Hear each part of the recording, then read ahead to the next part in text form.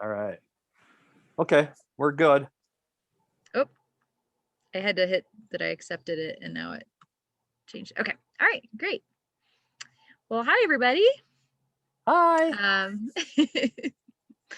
So thanks for having me. I'm excited to come and chat with you about my experiences in Fort Stanton Cave. I've done 3 trips in there, and my last trip, unfortunately, was 7 years ago, but I have another trip coming up in July that I'm excited about, and we'll get into why I haven't been in 10 years or 7 years in a little bit here. So Fort Stanton is in New Mexico, and so there's a map there that you can see where it is. It's by a town called Ruidoso, and it's managed by the Roswell Field Office of the BLM, and it's a national conservation area. So it's a pretty cool spot in New Mexico. They do have the conservation area open to the public for, there's hiking trails and there's petroglyphs people can visit, and but the cave, other than the first room, is closed to the general public, but they do allow caving by permit, and they have most of the cave exploration is done by what's called the Fort Stanton Cave Study Project, which is a nonprofit group of cavers that manage the exploration. So that picture in the lower right is the entrance to the cave. So you go down these stairs, and so there's like a little tour path that they take people on, and so that's how you get in. Just this giant sinkhole entrance. And this is the map as of 2014. I asked for a new map. I haven't gotten a new one just yet. So there is 10 more miles of cave that have been added since this map, but this shows you the general layout of the cave. Most of the new stuff that's been added, that last 10 miles, is just side branches. So this shows the full extent of Snowy River. And so Snowy River is the longest continuous calcite formation in the entire world, and it's 11 miles long. So it's basically just 11 miles of calcite deposit, and it's pretty incredible. It's bright white, sparkling, super cool. And so the blue line that you see on there is Snowy River. And so this is when Snowy River was discovered in 2001. Most of the cave up to that point had been, there was some large passage and some muddy small crawls and things like that. There were some dig projects, and then it was one of those digs that led to this passage, and those explorers in 2001 broke out and found this, and they were like, whoa, what is this thing? It was like giant borehole with this Snowy River formation disappearing around the corner, and it was super delicate. Nobody wanted to go past it for quite a while, and so this picture is the first trip where they actually went and walked on Snowy River. And so you can see they're wearing like white Tyvek suits and stuff. Nowadays, when you do have to walk on Snowy River in order to explore the caves, so we wear a full set of clean clothing, and then have shoes with white or light colored soles that are non-marking, and then we have like a full change of dirty clothes that we can put on when we're going away from Snowy River. So it's a very complicated cave to cave in, logistically speaking. But this was the first time they ever stepped on the Snowy River formation, and they were very worried that they were going to like break through, that it would be a thin crust. But it held up, and it was very sturdy, and they were able to explore around the corner. And it kept on going. So it's just another shot of what a lot of the typical Snowy River passage looks like. There's a lot of manganese on the walls. So you have to be really careful if you're going through a crawlway not to like bump the ceiling and knock any of the manganese off onto the formation. And if you do, you have to stop and pick it up and clean it really good. And then not too long after its discovery, it started flowing again. And so the hydrology of this cave is very confusing. Nobody really understands what makes it flow and when.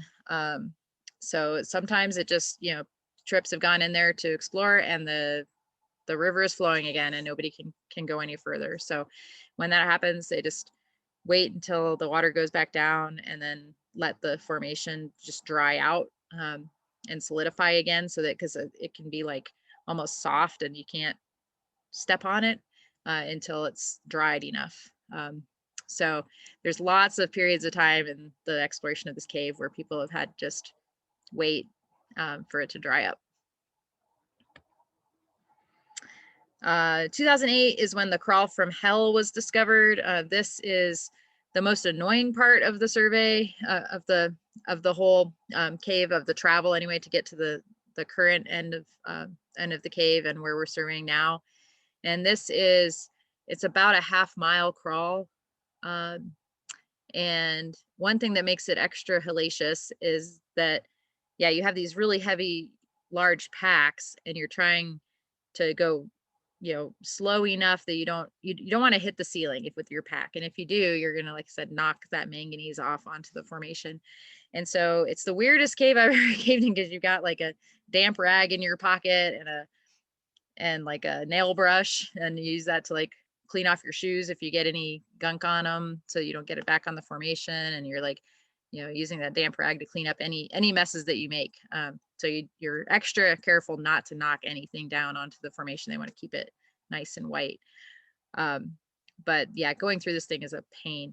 The good news is there was a bypass found in 2019, I believe. 2019 or 2020, it might have been just last year. So we don't have to go through that anymore.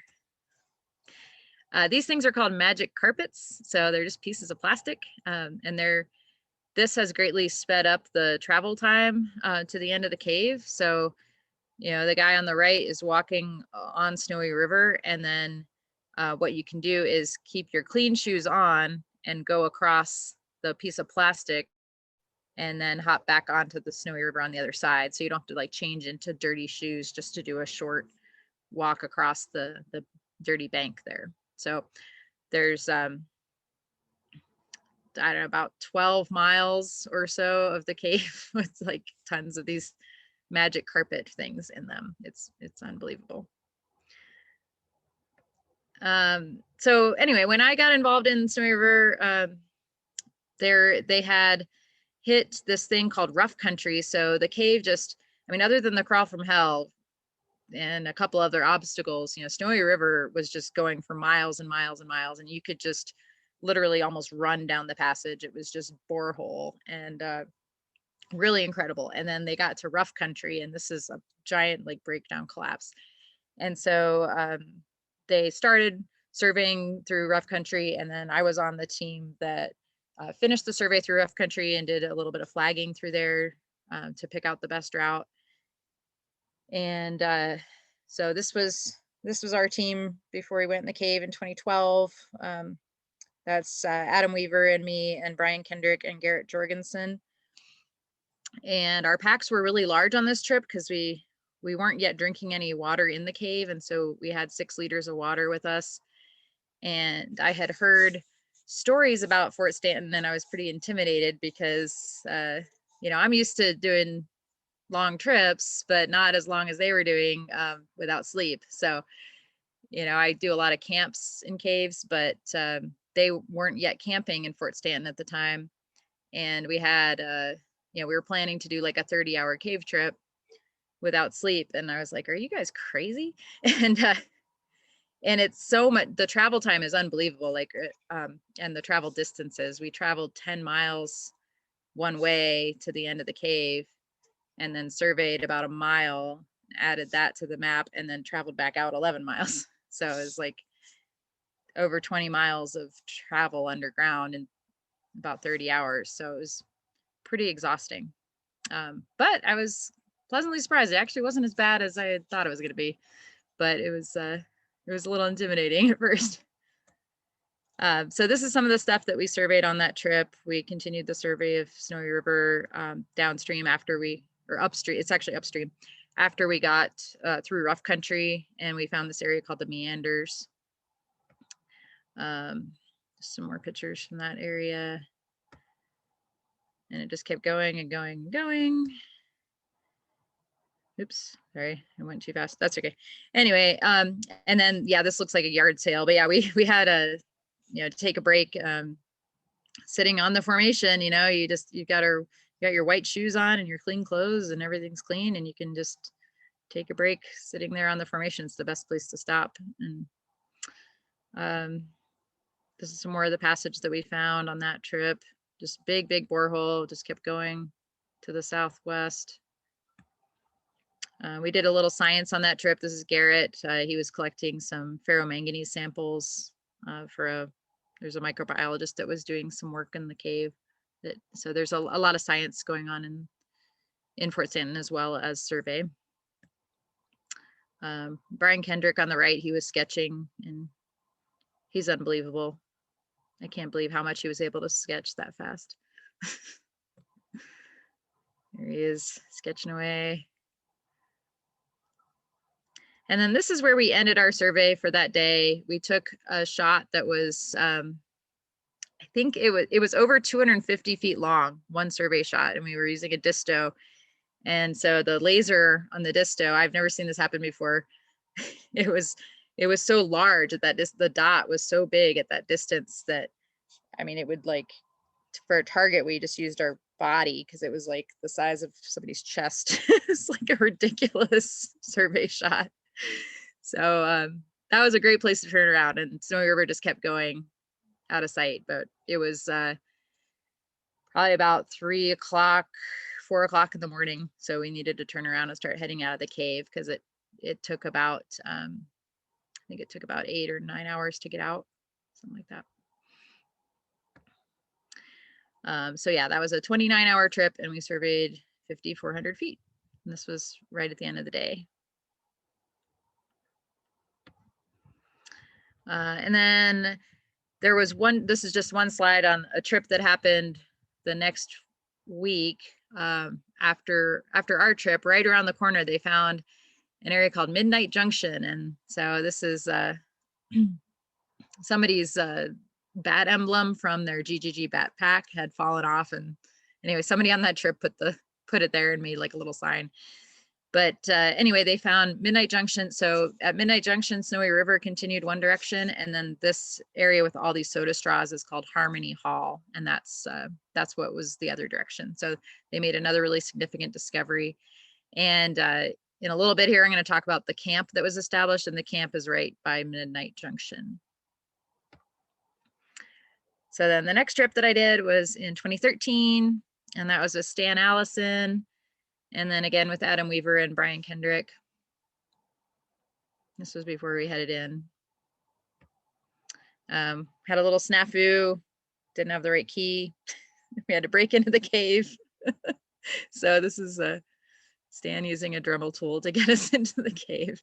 We thought that might happen because they had warned us, they had changed that lock. They were like, I'm not sure if this key is the right one or not. And so they gave us a Dremel tool so we'd be prepared in case we had to do this. So anyway, the cave is now secure, don't worry. On this trip, we didn't have to carry as much water, which was great. We were able to drink from a pool called Finger Lake. And so just kind of like in Lechuguilla Cave, where, you know, we use a pitcher to like dip out of the lake and then pour it into our bottles without touching one to the other. So trying to keep everything clean. But yeah, this water has been tested and came back as safe to drink. So we were really excited that we didn't have to carry quite as much water with us. We found some really neat stuff on this trip. This was just some amazing layering on the rocks in the middle of Snowy River. I thought that was just really cool. Yeah, and this is some manganese coated cobbles in the river that, you know, and then Snowy River deposited more calcite on top, and it just looked really almost smoky or something, kind of surreal. This was at about midnight where we took a break, and we each had a 5-hour energy shot to try to keep going. It was a very tiring day. So it's amazing. Those things actually work. I had never had a 5-hour energy before, but it actually, like, it worked. So we took our caffeine shots and headed on. We actually found some box work on this trip, which was very cool. I'm used to seeing a lot of box work up here in South Dakota at Wind Cave, but they hadn't really found anything like this in Fort Stanton before, so we were pretty excited. And then at the end of that day, we ended at 4:30 in the morning at this spot. So this is called 4:30 a.m. Junction, and we left a lead that was going up to the northeast that might connect back to Known Cave, and then we left Snowy River continuing to the south, and it's just a giant beckoning lead, and it's still a lead. Nobody's been down it yet. So this is us posing in front of the lead behind us. The darkness back there is still a lead. And you'll see I'm wearing these funny things on my feet. So we have, we're all wearing shoe covers in this picture. So what we've started doing when we go through some of these areas is putting like these shoe covers over our clean shoes, and then we can, walk around and be in like partial dirty mode. So we can, and then just peel them off when we're going to stand back on the formation again. So that's worked out really well. And yeah, the reason this is still a lead is because it's starting to get close to private land. It hasn't crossed it yet, but the BLM is still working out those land ownership issues, and doesn't want anybody to survey this lead until they figure that out. So it's still beckoning.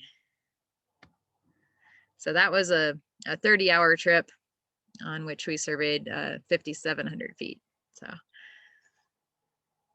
really exhausting. Yeah, we turned around at 4:30 in the morning, and I think we got out at like, I don't know, 8 o'clock, 9 o'clock in the, well, not 8 o'clock. It was like 1 o'clock in the afternoon, I think. We got out pretty late. So long day. How do they make the box? Whoops. How do they make the Oh, go ahead. box work? How does How's box the work box work? form? Yeah. Oh, yeah, I think the box work in Fort Stanton probably forms similarly to the way it forms in Wind Cave, which is, so at Wind Cave, it's cracks that were in the limestone, and actually they were cracks that formed before the cave even formed. So in the limestone, there's bodies of gypsum and anhydrite that are in the limestone, and then that gypsum essentially like expands and cracks the limestone around it, and it oozes into those cracks. And so it's basically gypsum filled cracks. And then the gypsum was later replaced by calcite. And then after the cave formed, then there's this very long weathering process that occurred. And then so all the punkier rock like around the boxwork fins erodes away, and then you're just left with those crack fillings in relief. So it's like if you'd had a brick wall made of sugar cubes and then hosed it down, you'd just be left with the mortar. So it's kind of that same concept. Well, that makes sense. Thank you. Cool. Yeah, sure. Okay, and then the last trip I was on in the cave was 7 years ago now. And so it was July of 2014. And this was the second camp in Fort Stanton Cave. So these trips were getting to the point where they were so exhausting. I mean, we'd be just total zombies getting out of the cave after 30 hours. Some of the trips were like 35 hours. And it was getting to the point where it was, probably not safe anymore. And you could be a lot more productive too if you are more well rested, and if you're able to stay in the cave for 3 or 4 days at a time instead of doing the long travel both directions. So the decision was made to establish a camp, and it was set up near Midnight Junction.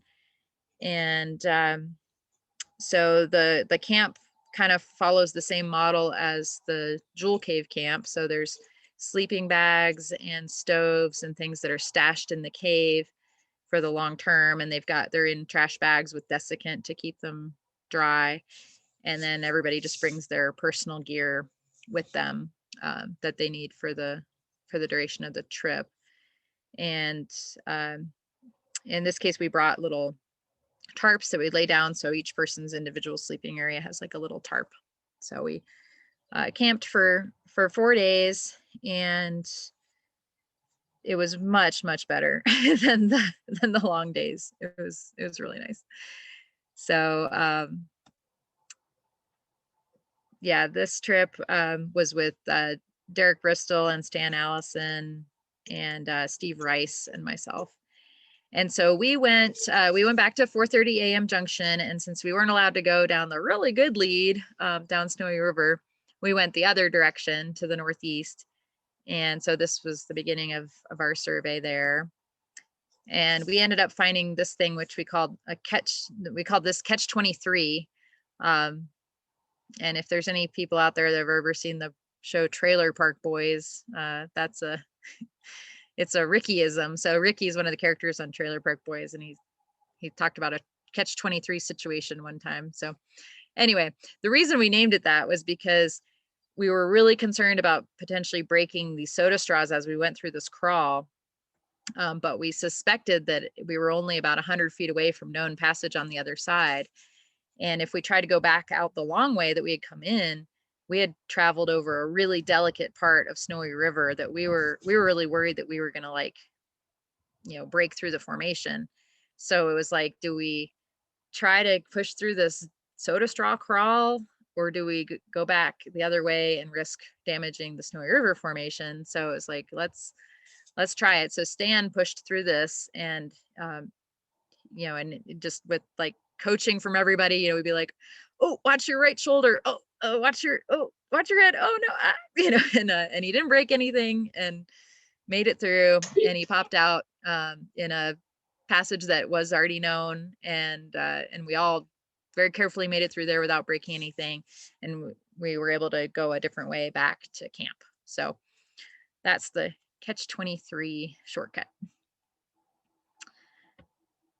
And then this was around the time of the government shutdown. So we found this large passage that we called the continuing resolution, and then it ended in a solid wall, and so we called the government shutdown. And it was just, we searched for quite a while trying to find a way on, because it was this giant borehole. We thought for sure it would go somewhere, but it didn't. So turn around. And then we also surveyed toward the end of the trip this area that we called Snowblind, that has these really beautiful gypsum and calcite formations in it. So on a 4-day trip, we surveyed a little over 6,000 feet. So it's funny, we didn't really survey a lot more than we've been getting on the single-day trips. But it was a 4-day trip. The leads just didn't pan out like they usually do. So, and we weren't just surveying Snowy River, we were surveying other things off to the side. So Snowy River is really nice, easy survey. What's the temperature in that cave there? It's a good question. I think it's about 58. Yeah, it's fairly warm, pretty comfortable. You can travel in shorts, but you get a little hot when you're moving. But it's all dry. Yeah. The dry heat. Okay.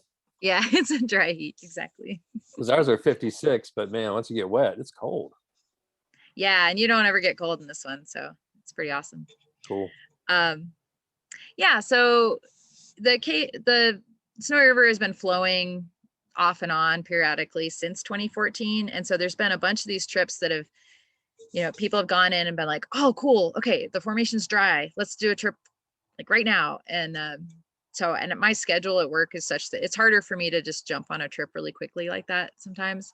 So I haven't been able to participate in some of the recent trips. From all the way from 2014 to 2018, it flowed continuously, like nothing happened up until the fall of 2018. So end of 2018, there were a couple of trips in the cave. And then 2019 was a really good year. And 2020 was a little slower. There were a couple of trips that followed some strict COVID protocols. But since 2014 or since 2018, when exploration resumed, the cave has grown by 10 more miles. So it's currently at 42.27, and it's the 10th longest cave in the US. And I think this is my last slide, but just a quick note on the 2019 discoveries. The most significant thing in the last 10 miles was this Captain Caverns discovery. And there's about 5 miles of cave in Captain Caverns now. And so I wasn't on any of these trips, but you can see the passage size on the left. I mean, that's what Captain Caverns looks like. It's a huge area. And there were 2 trips in 2019 that were just unreal. There's one team that spent 34 hours in the cave. And what they started doing on some of these other day trips, we call them day trips, even though it's more than 24 hours, but some of these single day trips where you're not camping, they're taking like short naps. So they'll survey for a long time and then sleep for either like 3 or 4, maybe sometimes even 6 hours, and then head out of the cave. And they said they've been feeling a lot more well rested doing that than when we were just pushing through with a 30-hour trip. But these guys did a 34-hour trip and surveyed over 2 miles on just one trip. It's just crazy. And then the team on the right is the second team that the very next weekend surveyed another almost 2 miles, 1.9 miles in a 40-hour trip. So there's just unreal amounts of survey to be done in this cave. And there are 4 camp trips planned this year. So I'm on one in July. It should be the weekend of July 10th. We're going to go. And yeah, I don't know what we're going to find, but it seems like the cave's going pretty good right now. And so I expect that it's going to grow quite a bit this year. And so that USA long cave list, I think there's going to be a lot of movement on that list. So I was kind of joking when I said, watch out, Binkley, but it's actually kind of close. Yeah, Binkley's number 8 right now and Fort Stanton's number 10. So Well, I'll tell those guys to get going. yeah, light a fire under them. Yeah, definitely. So, I think I just threw the map up here again one more time. Oh yeah. Now that you've seen show some us of the where you were. pictures. Show us what you're talking about. Yeah, so rough country is down here. That's where I started. So the entrance is up here, and you go through this thing called Mud Turtle Junction that's up in here, and then you pop into Snowy River. Turtle Junction's right there. Anyway, so then this just goes and goes and goes and goes forever. And it's just really nice passage this whole way. But then you get to rough country, and that's where it was this big breakdown mess. So we surveyed our way through that. And then, yeah, so I surveyed the meanders and all of this stuff. So basically everything from the end of rough country to where it says Snowy River continues. So that's still a beckoning black lead right there. And then the 4:30 a.m. junction is right there at the end of the cave. And then you can, like, this green line down here that connects to the MA survey, that's where the Catch 23 shortcut was found. So yeah, so that's what I did. Sorry, I don't have an updated map to show you. I tried to get one before tonight, but didn't happen. What's the potential for, what do you think, how long it's going to be? I don't know. Nobody knows. So once we can get back to Snowy River again, I mean, all bets are off. I don't know. I mean, the thing could just keep going. Like, geologically speaking, it could go a long ways. And we all kind of have these visions of like, what'll happen when we get to the end? You know, it's like, does Snowy River come in like as like a waterfall, like through like a choked breakdown passage, or, you know, how does it begin? Because this is actually going upstream. So we're going upstream as we survey.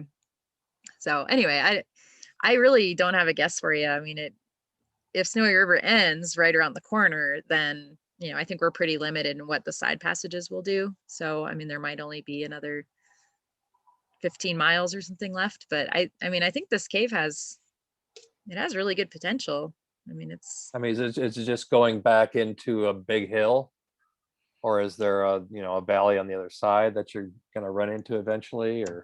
it's all or it's just all one no, level? yeah, I mean, it's going across the desert, and there's some hills that it's going through, but there's nothing that's going to stop it really, geologically speaking, for quite a ways. So I mean, I think it's got there's potential there. We just don't really understand much about the hydrology here and like what made Snowy River happen. Like, where does it begin and why? So is it No. consistently under the same amount of land or earth above it? Yeah, I mean it's Okay. pretty much. I mean it's getting. It's a good question. I'd have to look at the survey data to say for certain how much the depth is changing, but it's or like the overburden. But yeah, I don't think it's getting deeper and deeper and deeper. They've been doing a lot of radiolocation work there, and I don't have all that data in front of me, unfortunately. But there's been a ton of radiolocations done, and they're really trying to pinpoint, the land ownership issues. Like they're trying to figure out where the cave goes. There's an airport nearby that they're concerned about impacts that airport could have on the cave system, where it's kind of shallow. So they're doing a lot of that kind of work that I have been super involved in, so I haven't kept up on, unfortunately. So Very cool. yeah, but that's all I had for you. Does anybody have any oh, wait a minute, here's Marion. Does anybody have any questions about this? Go ahead and unmute yourself if you. So it floods occasionally, and you've got these magic carpets laying along the side. Do they get washed away? They do. And it's Where a do they huge end up? mess. You have a great big plug someplace? Yeah, that's happened a few times. So they've had to, yeah, exactly. So in 2018, when they went back in after it flooded, they did a ton of work just picking up these magic carpets. Yeah. And we're actually a little worried about the camping supplies because we put them up. They're up high and dry on a bank, or they should be, but we just don't know exactly how high Snowy gets. I mean, we have some idea because you can see where the deposits are. So it probably didn't flood the passage high enough that it washed away any of the camp supplies, but it's in the back of my mind. I'm like, I hope everything out there is okay. Renee, Yeah. if you're going upstream, then you're rising. And then you can check the topography outside. Hopefully it's rising too. Mm-hmm. It's a Yeah, it's a big fault line, a big fault or something, big plat. I don't know that area very well. Yeah, it is. I mean, yeah, the topography outside is rising too. There's some hills, like it's going across the desert, and then like it's going up into the mountains outside of Ruidoso kind of. So it's like, yeah, it is. I mean, it's rising. I just don't know exactly the overburden at the end of the cave right now. So is yeah, it going off federal land at all? not yet. That's why they're having us stop where we stopped, because if it keeps going that direction, it's eventually going to go under private land, and they have to get that worked out before we're allowed to continue. Well, these days you pretty much need a cave lawyer. I know, right? Yep. Yeah, Perry Mason, cave lawyer. Like, we just want to go caving. You'll never even know we're down there. Yeah, that's what I was thinking. It's like, wow, who's gonna know? And all the beautiful crystal formations, where are those at? The ones that the soda straws and. Oh, that's at Harmony Hall down here. So. Oh, okay, right gotcha. here. Yep. Neat. Yeah. A lot of work to get there.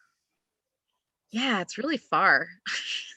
I mean, I was trying to think about that last night as I was kind of putting this together. I was like, how long did it take to get? I mean, 9 hours, I think, or so of travel each direction. When you're doing it all in one day without sleep, it's really very exhausting. Are there any other caves that you're headed towards that you know of? Not that I know of. No. I don't think so. Yeah. And there's a book on Fort Stanton if anybody's interested in that. It's called 12 Miles from Daylight. And so that one came out in 2018, maybe. It was a few years ago. And yeah, Good read. Huh? It's a good read. It was well done. Yeah, they did a good job putting that together. And there's, a lot of different people wrote chapters of it, so you get lots of different people's perspectives. And yeah, I wrote a couple of things for it, and there's a lot of great pictures and a lot on the history, which I didn't know a lot about the history of the cave, so it was kind of cool for me to read that, like the very early history. But yeah, and it's called 12 Miles from Daylight because it's, yeah, at the time anyway, yeah, that was the furthest you could go.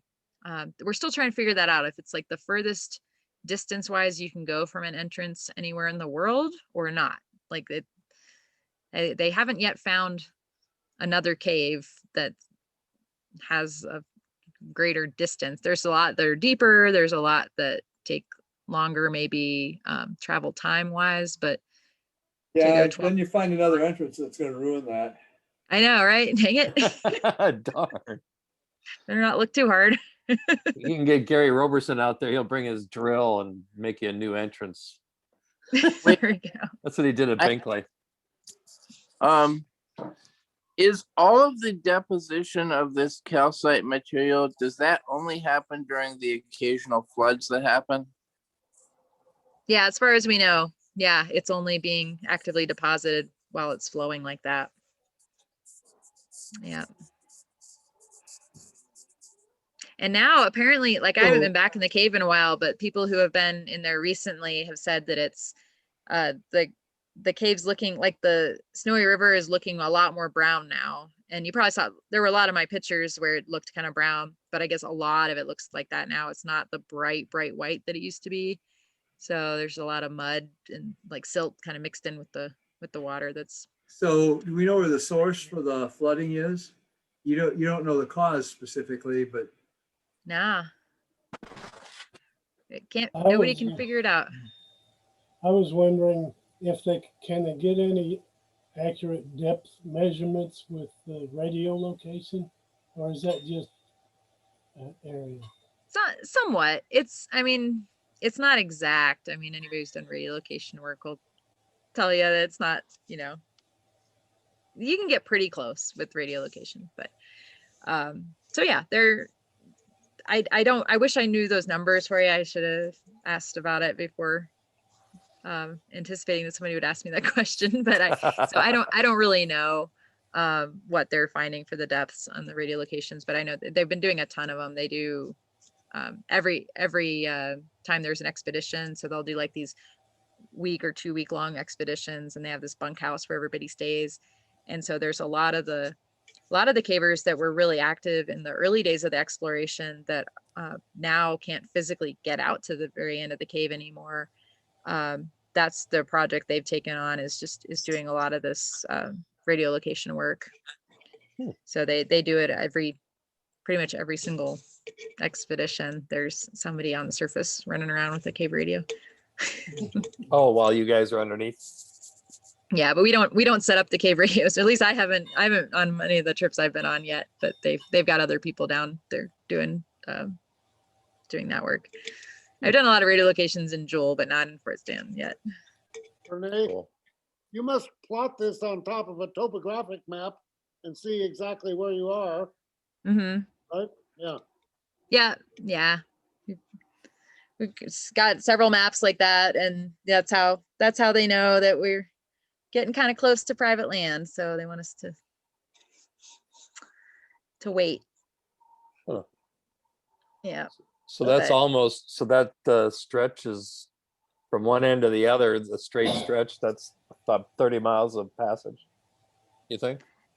Yeah, pretty close. I mean, there's some Yeah. of those side things Yeah. that That's there's a few little remarkable. side things here and there, but it's probably 20 miles or so straight line. But the travel distance from the entrance to the very end of Snowy River is about 12 miles on this map. Oh, okay. Well, that's, According to your And it scale, goes a ways downstream too. Goes the other way. about oh, 8 miles going by your scale. Hmm? As the crow flies, it looks like you've gone about 8 miles according Mhm. to your scale. Right. Yeah. Like of the actual distance that it covers on the surface. Yeah, that's about right. oh, okay. Probably 8 to 10, something like that. Beautiful. Amazing. Yeah, it's a neat cave. It's unlike any other cave I've ever done work in because it's so weird. And we used to have to bring a shower cap with us to put on over our helmet. And people would go get really fun with it. Mine had polka dots all over it, and like people had ones with like lips and stuff. And it's like Renee, are you a express geologist? yourself. Renee, are you a geologist? No, I'm a biologist. Oh, okay. So don't ask me any more hard questions. No, it's a neat cave. It's really weird. Yeah, and the shower cap thing is to go through this kind of muddy crawlway where so they didn't want anybody to get mud on their helmet and then have it fall off onto the formation. So there was a lot of work that went into figuring out all the gear needs. But now the good news is I think it was one of those trips in 2019 found a bypass to the Crawl from Hell and Mud Lizard, or not Mud Lizard. Yeah, it was Mud Lizard. Some of the place where we had to put the shower cap on. So there's a lot of these kind of nuisances that now we don't have to deal with anymore, which is really great. So everybody can now take the shortcut. Wow. Wonderful presentation. All right. Well, Yeah, thanks. that's Yeah. just it's amazing. Very cool. Cool. Yeah, thank you. It's enjoy your trip. Be good to Thank get back. you. Yeah, I'm excited for it. It'll be good to get back in there for sure. So, Well, yeah, thanks. And thanks for what's having the- me. I hope everybody at the bar could hear okay. I don't know if you're even on. I don't know. What kind of critters you got in there? Critters? Yeah. There's actually not much, except right by the entrance. There's actually a pretty good bat population. So, stay out in the winter. So that's another thing that, so between the passage flooding and the bats, there's only like a narrow window of opportunity. But yeah, there's quite a few bats, and there's some insects and things, near the entrance. Some cliff swallows and stuff actually, like right in the entrance area. But not a lot of life once you get past the entrance. So beside that one lake, everything is pretty much dry when it's not flooding. Yeah, Finger Lake was really the Wow. only spot where we could get water. And then once we found Midnight Creek, which is by Midnight Junction. So that's why the camp was set up where it was, because there was water available down there. So there's like a little trickle. So that's where we were collecting water for the camp. But yeah, otherwise it's usually pretty dry. And there's some microbial activity. So there are some microbiologists that are studying some of the deposits on the walls. It has some kind of similar microbiology to kind of similar to Lechuguilla in a way. I mean, there's a lot of like really unusual microbes that they're studying. Could you quickly tell me what No Cave for Old Men is like? Let's see. At the end of the PA. Yeah, the PA survey. I actually have not been to No Cave for Old Men, Thanks. so I'm not sure, but Okay. it was probably a joke because there's a lot of the guys that head up the Fort Stanton Cave Study Project are just awesome, and they haven't been able to get out to the end of the cave. I mean, this is the cave that they love and they dedicated their lives to, but it got so far out there that they ended up having to just back away from the project, and so they've been doing a lot of other support work and stuff. But so I think they might have even come up with that name. I don't know, like out there, that's No Cave for old men like me, It says skeleton on the map. Do you know whose skeleton is there? I don't. I think I think they did actually find an animal skeleton in there. I think it was something like a small rodent or something, but I don't remember. I wasn't on that trip, so I don't recall what they found out there. But yeah, I mean, there's been some bones found here and there. Not sure if they just like washed in or or if they're, some of these side passages might be getting close to older entrances or something too, as you go up. So yeah, could be that something came in that way. All right. Well, thank you so much for such a great presentation. All right, thanks. And I will thank you stop for sharing my screen.